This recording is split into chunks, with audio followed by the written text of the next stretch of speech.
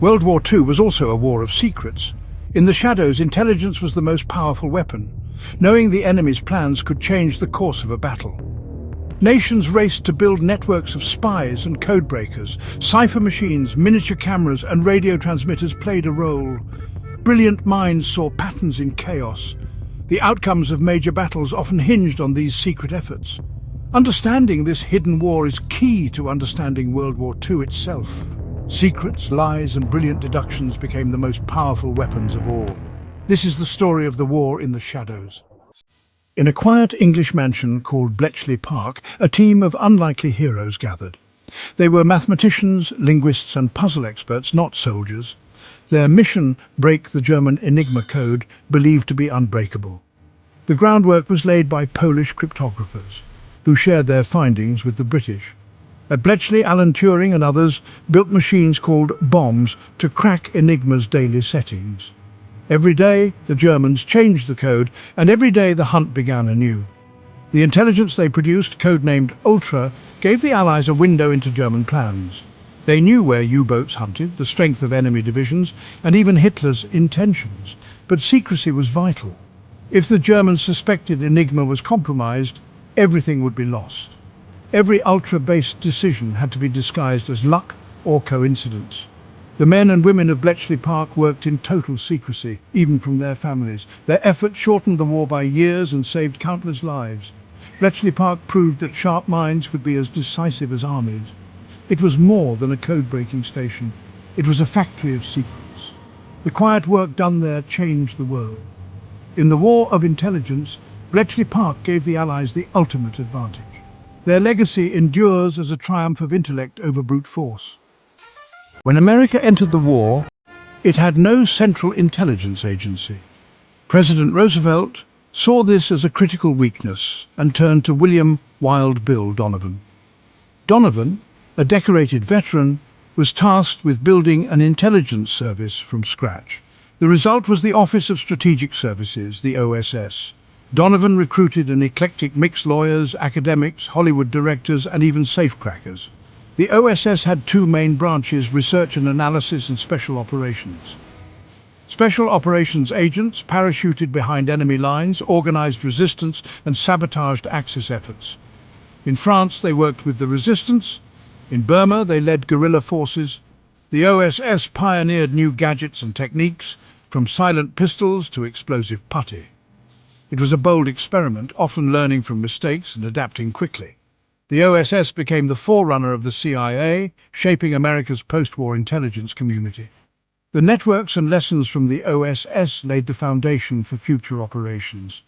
The United States learned that intelligence was not a luxury, but a necessity. The OSS transformed America from an intelligence novice to a major player in the global shadow war. Its legacy is seen in every modern intelligence operation. The daring and ingenuity of the OSS changed the way America fought wars. It was the birth of American intelligence as we know it. Germany's Abwehr, led by Admiral Wilhelm Canaris, was supposed to be a formidable intelligence agency. But it was plagued by internal rivalries, inefficiency, and divided loyalties. Canaris secretly despised Hitler and even conspired against him, undermining the Abwehr from within. The Abwehr constantly clashed with the rival SS intelligence service, the SD, crippling German efforts. Their attempts to infiltrate Britain failed spectacularly. Almost every agent sent was captured and turned into a double agent.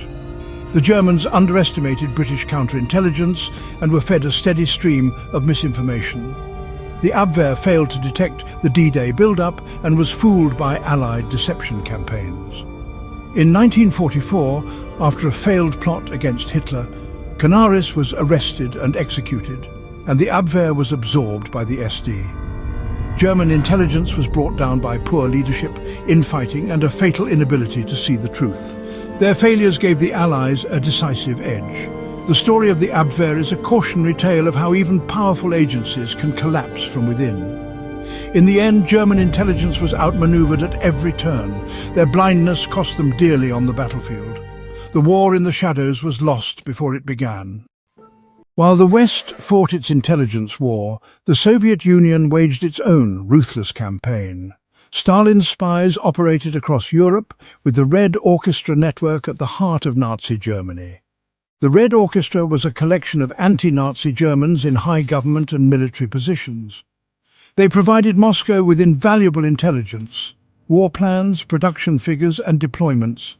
Agents like Harro Schulze-Boysen and Arvid Harnack risked everything, motivated by hatred of Nazism. Their information gave Stalin a crucial edge, especially on the Eastern Front. Operating was perilous. The Gestapo hunted them relentlessly. They used clandestine radios, dead drops and secret writing to pass information. Eventually, the Gestapo cracked down, arresting and executing dozens of members. Despite this, the Red Orchestra's legacy was profound. It proved that resistance was possible even in the heart of a totalitarian regime. Soviet networks like the Red Orchestra and the Lucy Ring played a vital role in the war effort. Their courage and information helped the Red Army withstand and defeat the German invasion. Soviet espionage was a key factor in the Allied victory. The Shadow War was fought with deception, sabotage and double agents. Britain's double-cross system turned captured German agents into tools of misinformation. These double agents fed carefully crafted lies back to the Abwehr, shaping German perceptions. Sabotage was another weapon. Agents derailed trains, blew up bridges and crippled factories.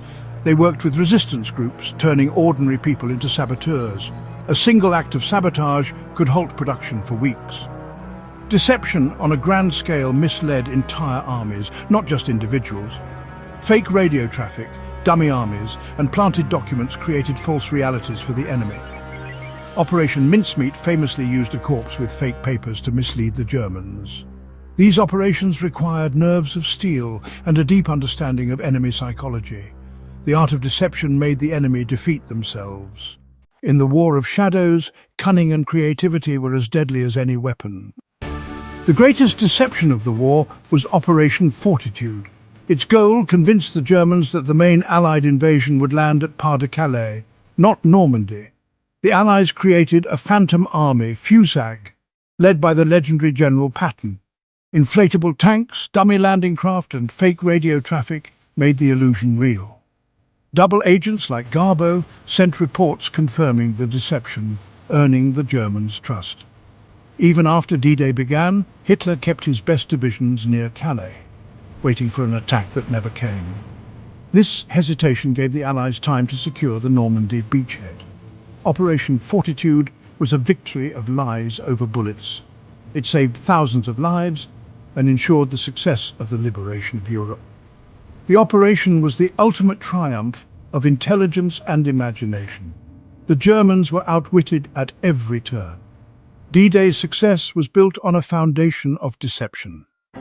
Intelligence was the force multiplier that tipped the scales in World War II. It made armies stronger, navies more effective, and air forces deadlier. Breaking the Enigma code turned the tide in the Battle of the Atlantic, saving Britain from starvation. Ultra-intelligence let the Allies reroute convoys and hunt U-boats with precision. In the Pacific, breaking the Japanese code allowed the US to ambush the enemy at Midway, changing the course of the war. Intelligence guided bombing campaigns, resistance movements and strategic decisions. The Axis, hampered by their own intelligence failures, were consistently outmaneuvered. Modern conflict became a battle of information as much as attrition. The side that knew more and understood more prevailed. Secrets, not just soldiers, won the war. The unseen hand of intelligence shaped every major victory. In the end, knowledge was the Allies' greatest weapon.